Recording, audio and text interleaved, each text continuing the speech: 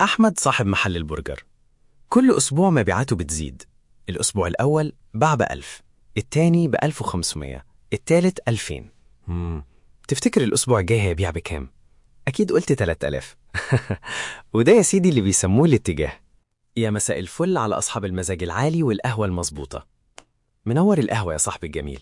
شد كرسيك وركز معايا عشان النهاردة هنتكلم عن موضوع مهم، سر الاتجاه. إيه هو الاتجاه بقى يا صاحبي؟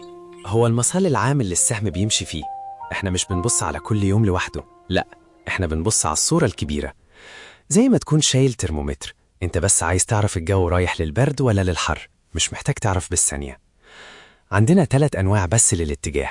الأول الاتجاه الصاعد، السهم طالع بس مش صاروخ لفوق على طول، لأ، بيطلع ويتراجع شوية، ياخد نفسه وبعدين يطلع أعلى من اللي قبله.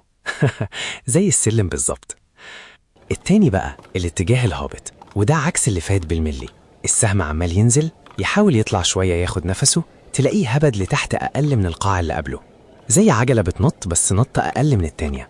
التالت الاتجاه الجانبي، السهم لا هو طالع ولا نازل، محلك سر، يوم فوق ويوم تحت في نطاق ضيق. زي واحد بيمشي على المشاية في الجيم، ما بيروحش حتة.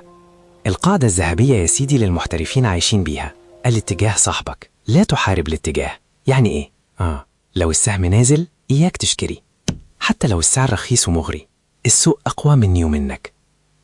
افتكر كده دولار 2016 ل 2023 كان ماشي في اتجاه صاعد صاروخي.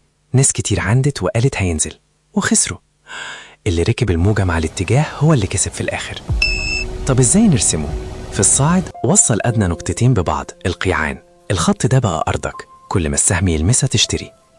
وفي الهابط وصل القمم ببعض، الخط ده بقى السقف بتاعك، كل ما السهم يقرب له خاف واهرب. علامة الخطر بقى لو السهم كسر الخط ده، هنا بنقول ستوب، الاتجاه بيتغير. اربط بقى الشمعة مع الدعم والمقاومة مع الاتجاه. لو التلاتة قالوا لك اشتري، توكل على الله. الزتونة، خليك دايما ماشي مع الاتجاه، إياك تعاند السوق وتمشي عكس المترو في ساعة الذروة.